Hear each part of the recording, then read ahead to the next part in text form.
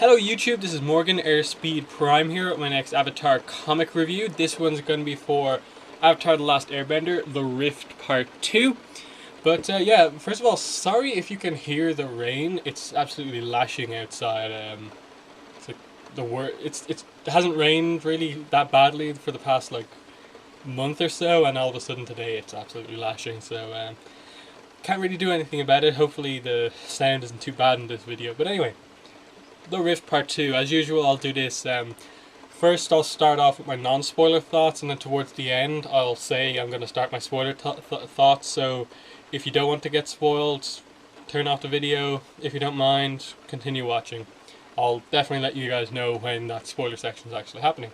But first of all, yes, Rift Part 2, second part of 3. Obviously, with the third part coming out in November. And yeah, first of all, obviously there was a lot of confusion over the release date of this book. Few people were getting it last week. That was because Dark Horse changed the date of this book very suddenly.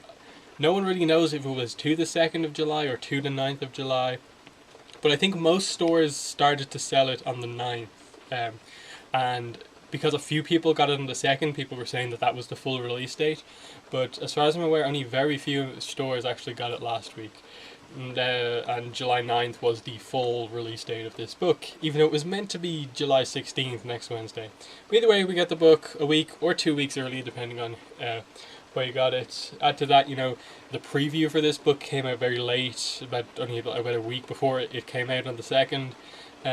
No preview copies, as far as I'm aware, were sent out. I didn't get one like I did for Part 1. But it's here at last, and overall, I think this is a very good book. Part 2s of these comics have often been, definitely the middle parts, and the same roughly applies here in that you're not getting a lot of resolution to plots. Not the amazing stuff isn't quite happening here, but what you do get is a lot of information. You get a lot of setup and just a lot of important stuff presented to you before Part 3 comes out, and that can do all the resolution that we're looking for. And Part 1s will always get the kind of credits for being the start of a new series, introducing some new concepts. Part 3s will get credit for being the epic conclusion to something. But I think in this case, Part 2, you really have to say this is a lot of very cool info, because this will probably go down as the backstory issue of the Rift, and for me that's pretty cool because there's some really cool backstory in this book. We get two backstories kind of combined to tell the same story. That is, we get Yang Chen's backstory and her involvement with the spirit that's seen on the cover of the Rift Part 3. And through that backstory, we basically get some backstory on who that spirit actually is. And there's some really cool stuff about this because it's presenting this theme of humans and spirits. Can they get along? Is it even possible for them to get along? And this is something that Legend of Korra Book 2 dealt with. It's something that Book 3 is dealing with in part. And it's nice to see it being presented that this is something Yang Chen had to deal with. It's not just Wan, Korra, a little bit of Aang. Yang Chen's having to deal with this, and now Aang is going to have to deal with this too. And it's really very interesting the way it's presented, just because of the kind of tragedy of this backstory and just everything that's happening. Through the I suppose how these backstories actually come about. Obviously, we know from Part 1 that Aang was having trouble actually connecting to Yang Chen and just the avatars in general. We get an explanation here when he talks to Yang Chen that because he severed ties with Roku in the Promise, when he burned the bead, severing connection with him, he basically has kind of diminished his connection to all of the other past avatars, because Yang Chen describes the avatar cycle as like a chain, where because Aang severed it, basically the avatar before him, it severed his connection to all of the avatars before Roku as well. Where if he had just severed connection, say with Kyoshi, he would have still been able to contact Roku pretty well. So that's a pretty cool little bit of an explanation for how the kind of avatar connection works, and it does present this big bit of continuity that was presented to us in the Promise Part 3. That's finally coming back. That's going to be a thing that I suppose Aang now may be kind of wanting to go back on. He may be wanting to reconnect with Roku about. And I like that. That's good continuity between the comics. Just to see, because obviously Korra, from what we saw, could connect to Roku. There wasn't any big rift there, but how does that come about? Because Aang was very upset about what Roku asked him to do, and it was a severe conflict of interest, and that it does play into Aang's character development that's happening in these books, and specifically in part two, we further get some of the details about that Aang may be living in the past a bit.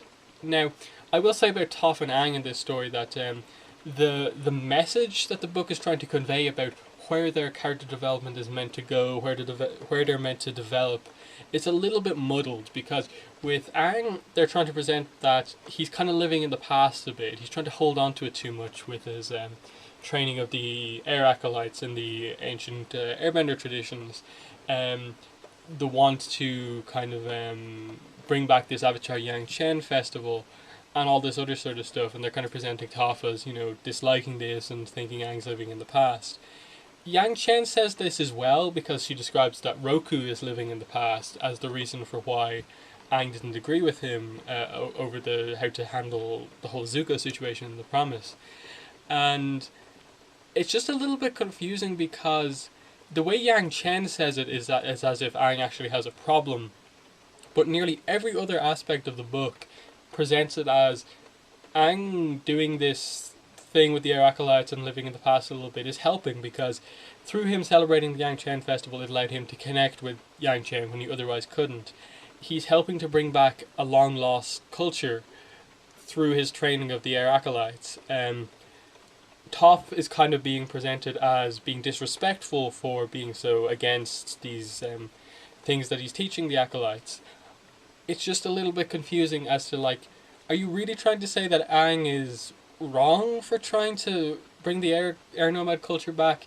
Definitely to some degree he's kind of going a bit too far with it, but I'm just confused as to the level of, like, development that they're trying to make it as, because to me I don't really see it as him going, like, massively far where, like, you could say about Aang that he's living in the past. Not really. He's still living in the present. It's just this is what he's dealing with right now. It's a little bit confusing.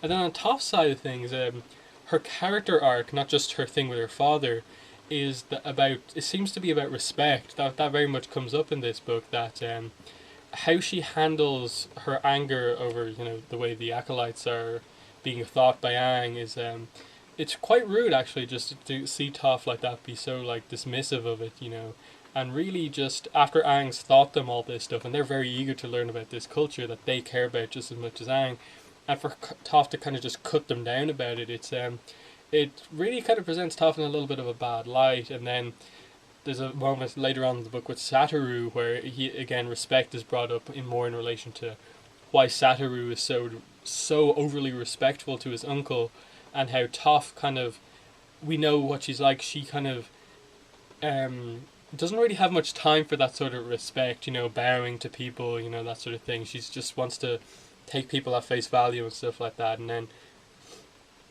it also very much comes up when she finally has a chat with her father, that she just wants to have a kind of father-daughter heart-to-heart that isn't, like, super focused around like honorifics and respect, because that sort of dignified kind of character is not who Toph is, and that's what Lau wants from her when she comes to address him, while all she wants is them to have, like, an equal conversation.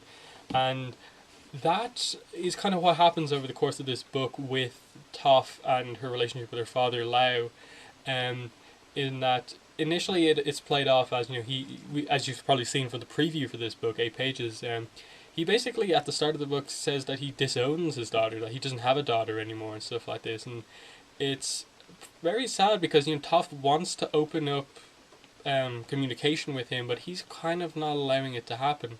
Later on in the book she does go to speak with him again, and it's a very interesting scene. Obviously there's no full resolution for their relationship, though the cliffhanger ending to this book I think presents a situation where you can see something growing from that, and that she really kind of tries to get over that what do I have to do to convince you that I am not this um, delicate little flower, that your little girl who just obeys all of the orders? That, look at all this stuff that I have done with Team Avatar and stuff like that. And he kind of has no answer to it. And that's the key thing. Like, he saw her in the Blind Bandit episode when she leaves, defeat all these earthbenders and prove how powerful she is. What's going to be the moment that really makes him turn and just respect that his daughter is not who he thinks she is, and that the way he's treating her was negative to her, and the reason she left was to get away from that, and the reason she's with Team Avatar is because they respect her for who she is and respect her power. It's never been an issue with the group or anything like that, them treating her differently because she's blind or anything like that. Half of the group forgets she's blind most of the time, so that's a really cool way that they play it in the show and the books. But yeah, it's really interesting where it's going. We don't get much on the relationship with Satoru. There's like one scene between Toph and Satoru, but it's not in any way to progress their relationship, so I have no idea what's going on there. Other than that, Sokka and Katara do get a little bit of a kind of plot to themselves. It's nothing huge, but as I said in my last review, if you've read the Rift Part 1, the Katara obviously met the two girls from her tribe, and you were wondering, what's going on here? This seems very interesting. One of them seems to really dislike Katara or be kind of quite standoffish around her. And so what's going on? And we get the kind of revelation here about it, and that it presents this idea that, they're all from the Southern Water Tribe, and we think it's the Water Tribe should be in a much better situation because Katara and Sokka helped to save the world. It's maybe become a little bit more famous, and while it's helped Katara and Sokka, obviously, clearly they had their path kind of chosen for them, helping Aang, but you get the revelation that things haven't improved in the South, that it's still a problem for them, and that some of these other people, around their age from the tribe are a bit resentful of them because, them leaving left a kind of big gap in the tribe that they weren't filled because as much as maybe Sokka's a bit joked about, he was a kind of important member of the tribe when he left, one of the only kind of male of that kind of active age left, and then Katara had a lot of responsibilities when she left as well, so the effect of them leaving is kind of presented here for the first time, and I'm very interested to see where exactly it goes from here in terms of a little bit of a character arc. It's just, like I said about it in the part 1, it's a small part of the book, but it's a really interesting part of the book. It's like something you just didn't ever really think of when it came to the Southern Water Tribe. What else is there to talk about in the book? Let me just go through. We get some obviously revelations about the mine. We knew something was going on. Someone was lying about something that's going on in this mine. Otherwise, these earthquakes would not be happening.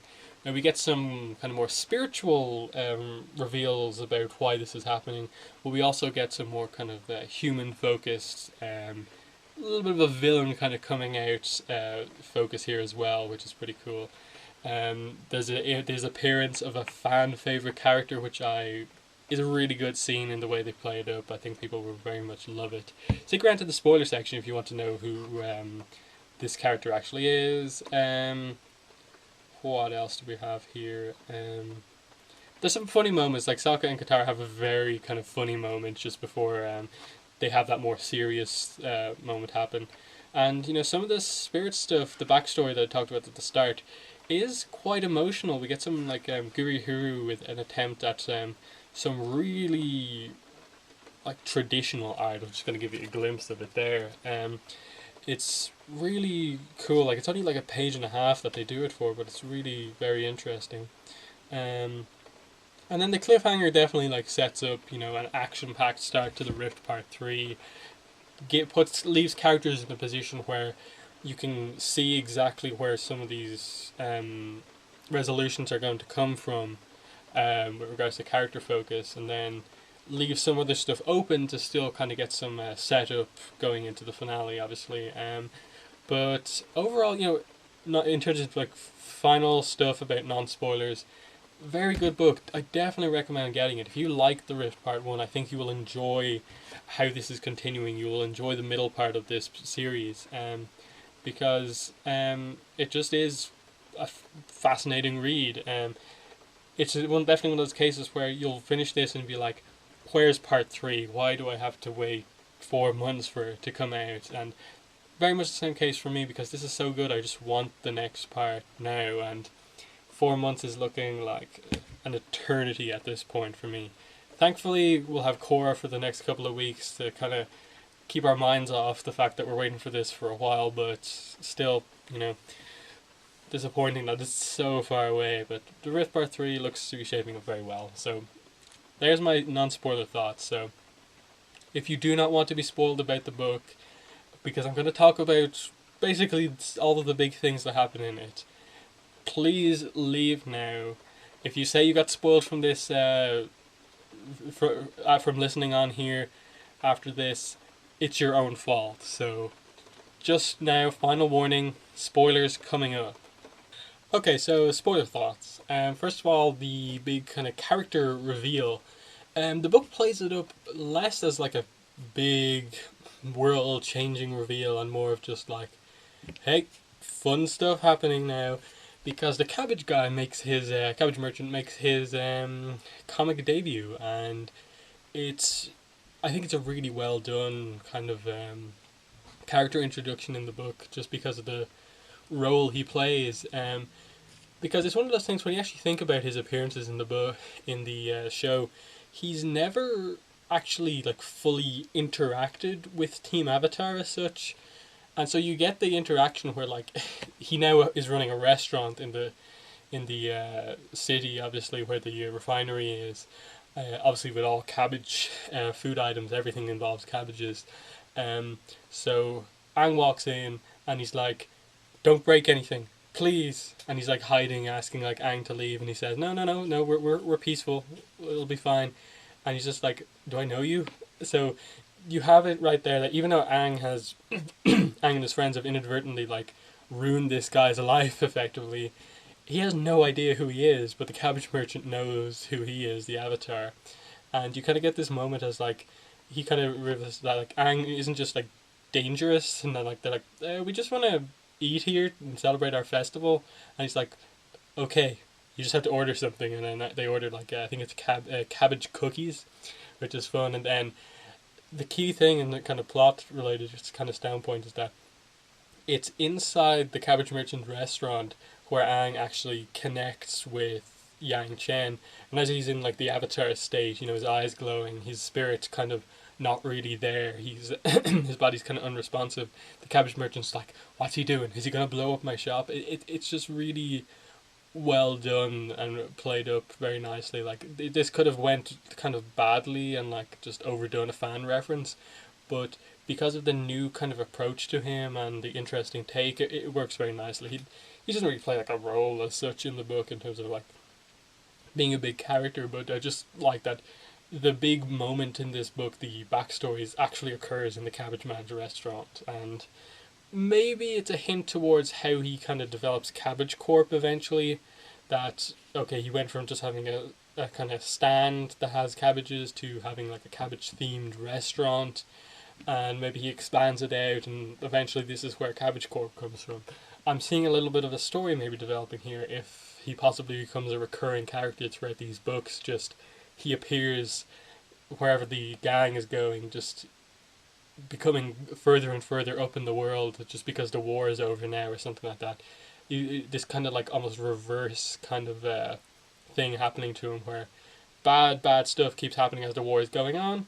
Team Avatar ends the war, and suddenly every time they bump into him from then on, something good happens to him, like or something like that. So they could do something very interesting. But let's actually talk about the backstory, because this is probably going to be one of the most talked about parts of the book. We get the reveal of who the statue is from the Rift Part 1, who the spirit is on the cover of the Rift Part 3, why the spirit is angry, a possible revelation for the earthquakes, and some Yang Chen backstory, all related into everything. So The spirit who's on the cover of the Rift Part 3, the kind of thing that looks like it's wearing samurai armor, is in fact a spirit called General Old Iron, and he's actually just a giant kind of human shaped spirit, and the crazy appearance is actually his armor that he puts on when he fights, and it's kind of made of earth and iron as well. And basically, he's the protector of another spirit called Lady Tienhai, Tienhai, and she becomes interested in spirits, in humans basically, and he's a bit weary of them because he heard about other spirits being kind of killed after kind of interacting with humans, and so everything's going well. He then kind of decides that he's going to kill the humans before they can harm her.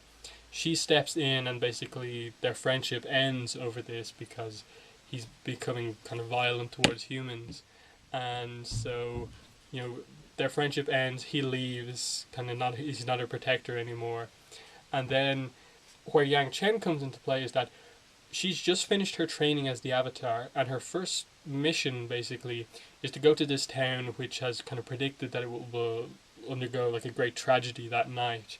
She waits, and who arrives? The spirit, only it's General Old Iron, and he says that I felt Lady Tienhai like breathe her last breath a night ago or something like that. So he knows the humans killed her. The guy who owns the town reveals that he caused her death. It's not explained how exactly she died, what happened. It's not specifically stated that the humans literally like attacked Tianhai and killed her. It could have just been something where like it was an accident, or she tried to help a human who was going to be killed or something like that, and was killed that way, and that's kind of a bit of a misunderstanding. But either way, the humans are held responsible for this by General Old Iron, and effectively, this is Yang Chen's first big attempt to kind of stop something as the Avatar, and a fight erupts. They fight for a very long time, and eventually she can only kind of stop him when she kind of attempts to... She creates an agreement with him, basically, to celebrate the life of Tianhai or something like that. This explains why the statue's there. It explains the origin of the Yangchen festival, that she basically agrees that her people will celebrate Lady Tianhai once a year as respect to her, and in return you will never take up your armor and fight against humans again. So that's the agreement. She never tells the full... She doesn't get to tell the full terms of the agreement to Aang before an earthquake happens, snapping Aang out of his connection to Yang Chen. And from there, basically, you just get that, okay, this is what Aang's going to have to deal with in part 3, that he's going to have to try and form some form of other agreement, possibly find out the full story of what happened with Tianhai or something like that. But either way, Aang's now going to have to deal with the fact that the agreement has kind of basically been broken, because obviously Aang remembers very little of the Yangchen festival, and the air nomads are basically all gone as well, so part of the agreement has been broken, and that's apparently the explanation for why the earthquakes are happening, because General Old Iron effectively, I suppose, is the iron ore, like mountain deposit that Satoru's uncle is mining behind Lao's back. So this is probably what's happening, that because they're kind of mining the ore out of him, combined with the lack of the Yangchen festival taking place in a long time, I get the sense that Old Iron's coming back and the agreement's been broken, so he's going to put his armor back on and attack, which is obviously where Aang's going to have to deal with it. It's interesting setup, and completely sets up a kind of thing similar to the Mother Faces, her kind of scenes in the Rift, in the Search, but that we're going to have to look forward to these spirit avatar talks again, and so it's very interesting. But yeah, the big reveal we get with the mines is just that Lao is unaware that Satoru's uncle has gone ahead and has started to mine the iron mine, which they had decided not to do because the kind of tunnels were unstable and it would be dangerous for the workers. And this is where you get a pretty interesting part of Toph and Lau's relationship kind of come out, because when the place starts to cave in, Satoru's uncle wants the workers to stay there regardless, because he's very greedy, wants money and stuff like that. Toph wants the people to be evacuated immediately, and Lau thinks the same way. So you get this similarity between the two of them, that even though they're arguing, they're disagreeing over a lot of things, fundamentally, when it comes down to a bad situation, they both care about the people's safety over the business kind of side of things. And that's a kind of common ground for the two of them that could be kind of sprung off to actually make some development happen. And it presents that because of this mining operation, this is what's causing the pollution, and this is probably what's waking up General Old Iron after all these years, or something like that. Specifically with Toph and her father, the actual conversation they have, it basically goes like after he walks away from her the first time, she walks in to confront him and effectively, has this kind of big, kind of impassioned speech where she just talks about how, the girl you think is your daughter never existed. That was only an act that I put on so you would kind of get off my back about being blind all the time and having to do all this stuff that you did. That she acted the role of, the fancy girl, basically, just so they wouldn't be on her back so much, and that who she is who she is right now, that look what I've done. And she lists off her accomplishments. She trained the Avatar in earthbending, she helped to save the world, and all this other sort of stuff that, is huge, that would prove to anyone else except her father, basically, that she is completely capable. She's not this delicate girl that he seems to think she is. And the key thing is that she asks him, what do you have to say about that? And he doesn't have anything to say. He just kind of turns around and walks off, and then Toph gets upset and leaves. And it's a big moment because, if he disagreed with it, he would have said something, that's not right, because that's what he said in The Blind Bandit.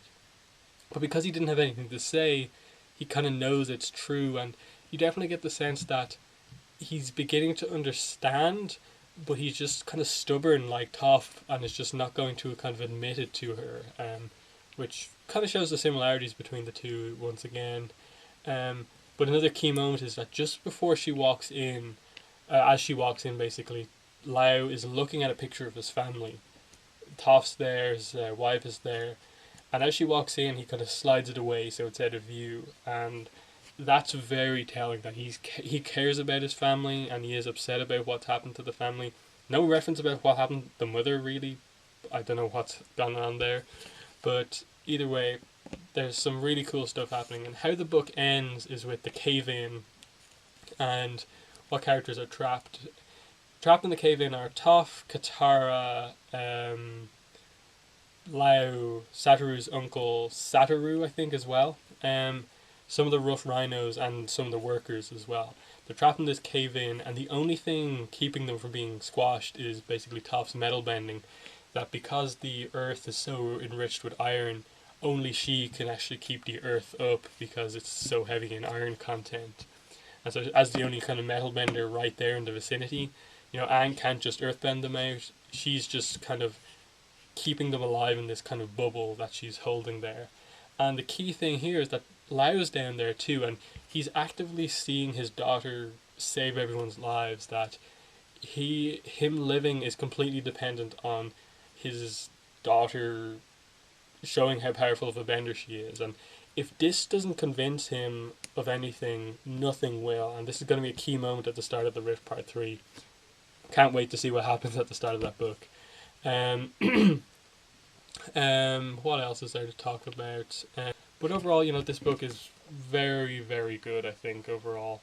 And I'm just very eager to see where it goes, what the big resolutions are, and especially, I think, most of all, the two kind of moments I'm waiting for are how Aang is going to approach dealing with General Old Iron when they eventually have their conflict, and how Lao is going to deal with the fact that Toph is keeping him alive right now, and he has to rely on her right now, and is probably going to have to admit to her then and there that he does kind of accept her as his daughter the way she actually is. But yeah, that's been the review. If you've got the book already, let me know in the comments below what your thoughts are on it. Let me know if you're going to get this book, and I suppose some speculation on what you think is going to happen in part 3. But that's been the review. Thanks for watching, and bye.